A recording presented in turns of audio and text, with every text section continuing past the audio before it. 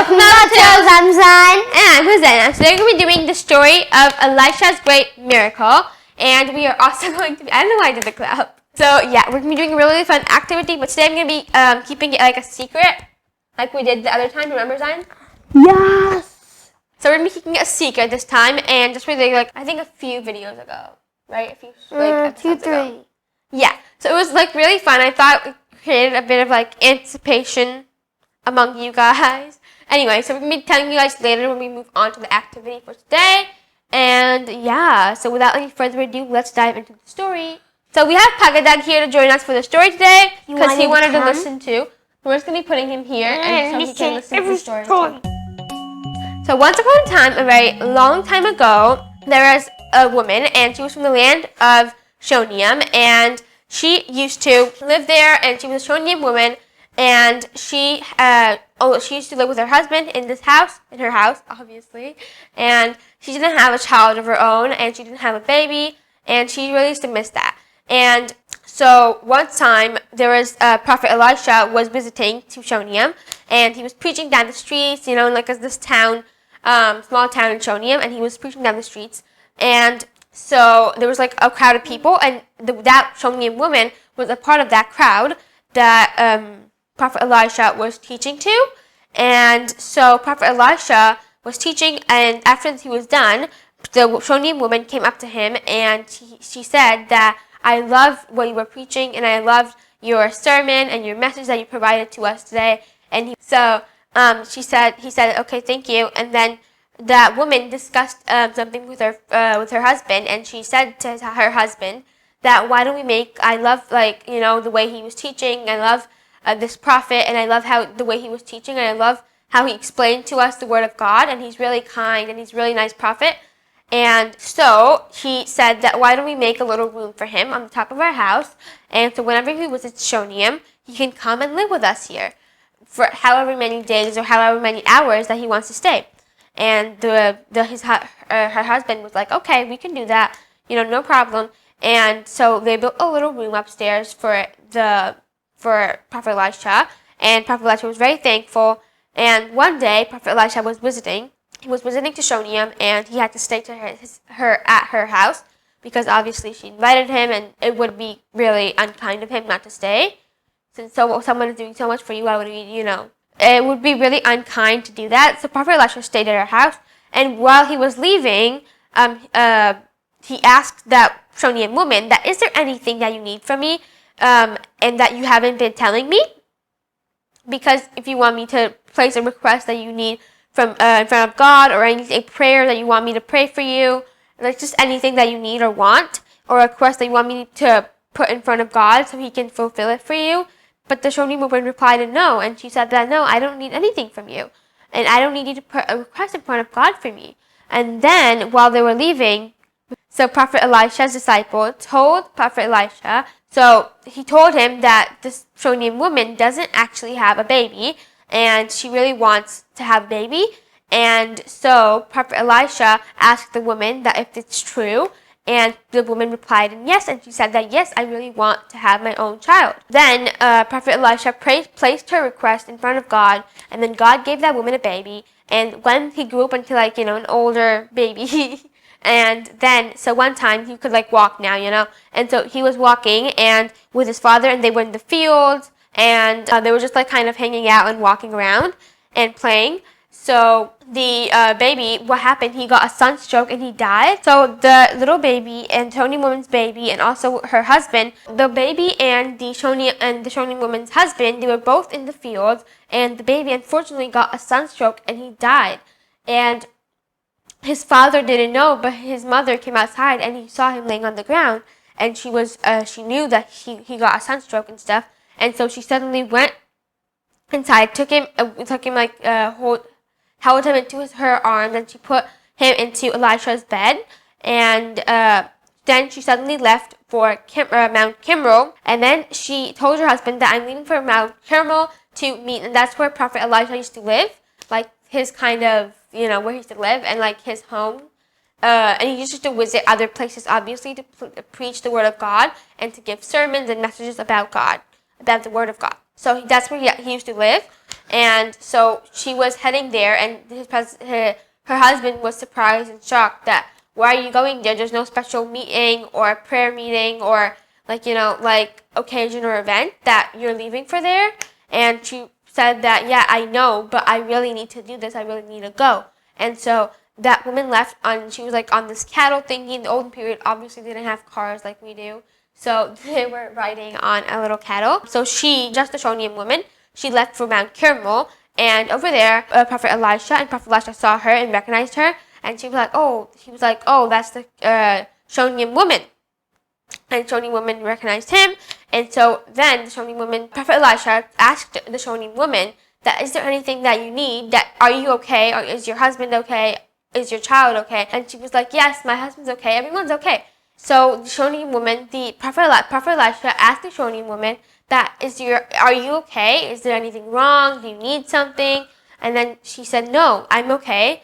And there's nothing that I need from you. And then he asked again, he said, is your husband okay? And then she said, yes, my husband's okay also. And then he asked, is your child, your baby okay? And then she said, yes, my child's okay too. But then because she had faith in God and she knew my kid and that he will rebuke death and that Prophet Elisha would end up healing my child. So she walked closer to Prophet Elisha, since we were farther away before, and she walked closer to Prophet Elisha, and she said to him that I really need your help, and that my son got a sunstroke, and now he is in bed, and he's lying in your bed, and he really needs your help, and he's dead. And she had faith, that's why he didn't tell him before. And so Prophet Elisha told him, okay, my disciple here will go with you to your house, and he will heal him, and he will try praying for him.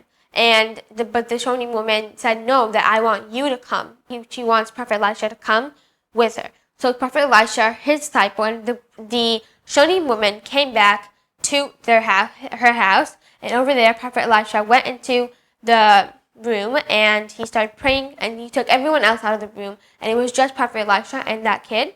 And so he started praying to God for that child. And then Prophet Elisha laid on top of the kid, and he started praying, and he put his breathing into his mouth, and so he started breathing, and then the kid suddenly sneezed 7 times, and one by one in a row, obviously.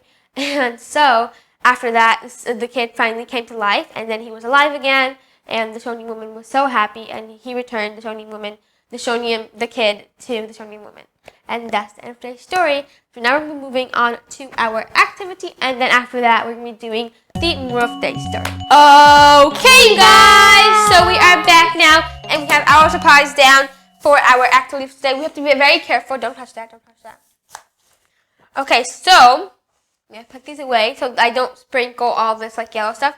So today we're going to be making these little flower portraits, kind of. And we're using real flowers. It's so it was kind of sad cutting these off and plucking them off the little You weren't plant. sad, I was. So it was kind of sad plucking them off, but obviously we have to do it for you guys. But it's fine, you know. We have a bunch of these. It's fine. So we have our scissors here, and we're just gonna be trimming a few of these little branches. I think the lower one.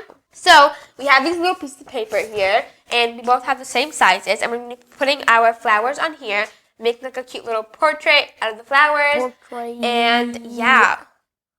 So it's going to be really, really fun, and you can always hang them on top. And if you want to see more activities with dried flowers or just real flower, and from crafts with real flowers and stuff, you can always comment below, and we'll totally do them for you guys. So without any further ado, let's get started. So we're going to be plucking a few of the little branches. I'm going to do it with my hands. Okay, so I'm going to do this one right here. I'm putting them here. They look like little...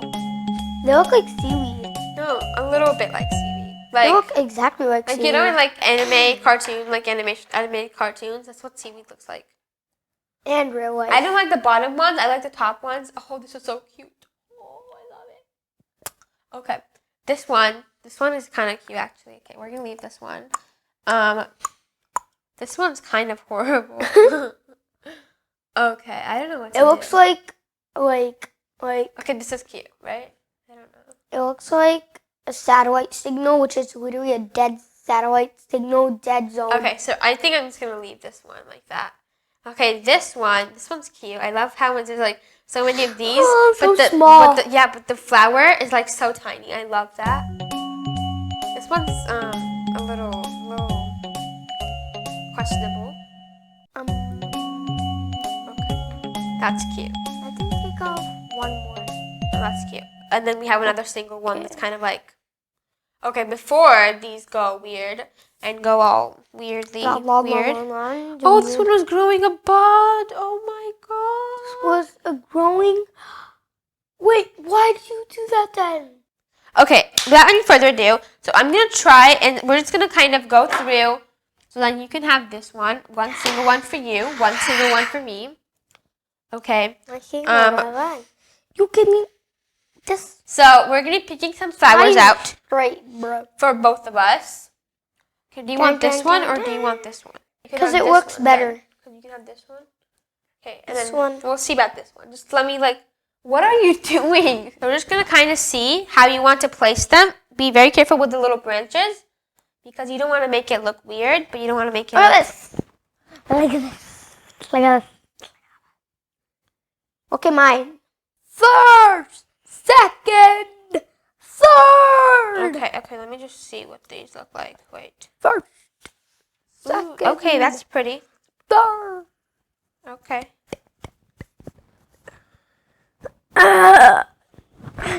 What type of flowers are these? I think they're daisies. Cute.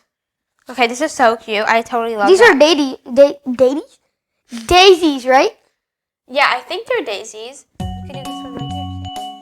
That's cute. Or you can do it. I like it. I like that this way. This is better. No, this one looks better. Okay. Okay, so you're just gonna kind of arrange them. Mine's done, and then we might do something with pots. Okay, we're gonna get our final arrangement, and we'll be right back when we're done. Okay, guys. So now I'm gonna be putting my flowers on. So I arranged them in this really pretty. I got the idea, and I thought we could make these little mini flower bouquets just like this, and they would go around, and they would look so cute and so miniature and adorable. So first of all, what you're going to want to do is you're just going to kind of want to select the shape you want for your bouquet. And you're going to want to glue your flowers down. So, and also where you arrange where you want your flowers to be in. So, you're just going to glue this. I'm going to do this on camera. I'm going to go put stickies on and I'll be right back. And I'll show you guys how to make the cute little bouquet. So, I'm going to be walking you guys through the process of how we made these cute little baby and you guys, bouquets. I made my bouquet for Pagadug because he was sick and he was a patient of coronavirus. I'm going to be walking you guys through the process of how we made these. So basically we just took, I was going to say fake flowers, real flowers. You can tell by looking at them. And we just kind of glued those down with the help of hot glue. And after that, we also glued the stems down really nicely. And we just took some cardboard. What is it called? Cardstock paper. Yeah, cardstock paper. And we just folded them How good is a necessity? So we had these little rectangular cardstock paper. You cut them out in rectangular shapes, and we kind of folded the bottom half, and then we just kind of glued those together. If you can see right here, we glued those together on top of each other, and then we just tied a cute little knot with our twine over here. What you guys can do, I have a really nice idea. You could also take some jute or some craft paper. Craft paper, if you don't know what craft paper is, it's basically this brown tinted sheets of paper, and they are so cute and they look so nice. But we didn't have any on hand. But if I would have had them, I would be so happy because they would look so cute in these cute little bouquets. And you guys, I made my bouquet for Pagadug because he was sick he catch a cold. So I made mine for him. I feel these are so cute, and especially have a little summer, if you have a cute little. My beloved Pagadug. And since it's spring right now, I thought it'd be a really cute idea to make these because it's there's lots of flowers growing in and stuff. So you guys can also do these. You can just walk around, your neighborhood, find any flowers that you like. Obviously, don't just pluck your neighbor's flowers. That is not cute. That is not That good. was really what I was about to say. Your neighbor will come to your house, trap and kidnap you, hello neighbor, and then you have to find keys to escape. You have to go to Act 1, then 2, and then 3. Yeah, that's not going to happen. Anyways, just don't pluck your neighbor's flowers. Ask them for permission. Or you could just go to the store and buy yourself some flowers, you know. But make sure they're tiny and petite enough to fit inside of your little baby bouquets. Don't get those huge old roses. So hope you guys enjoyed today's video. I thought it would be so cute for like little party favors. Party. And like for like if you're like, I love these. I love everything about them. The birthday favorites. Oh, I'm going to show you guys the Jude because the Jude would look so nice. But I don't really want to do the Jude because I really like mine like the way it is. Okay, so I have a cute little piece of Jude here. So cute. Like I just love the way it looks. I love vintage. Yeah, I think it looks like a little vintage and a little like farmy kind of. So make sure to comment below the moral of today's story. That reminds me that we haven't done the moral of today's story yet. So the moral of today's story is that just like the Shonian woman, she believed in God and she believed that God will heal my child, and that she didn't tell her husband, her husband, and she didn't tell Elisha at first either, because she had faith in God and that she knew that God will perform a miracle and God will heal my child, he might heal my son, and that she knew that Elisha would help out my son and that God would find a way out to help me, and because she had faith. And just like that, just like her, we also have to have faith in our God, and we have to believe in him, and we have to pray every day. And because if you believe in God and if you truly believe, then he will perform miracles for you and miracles will happen and then you will get blessings. So that's the moral of today's story. So make sure to comment down below. Also subscribe to our channel. Give the video a big, huge thumbs up. Also turn the post notification bell on so you get notified every single time we post or upload a new video. And yeah, stay safe.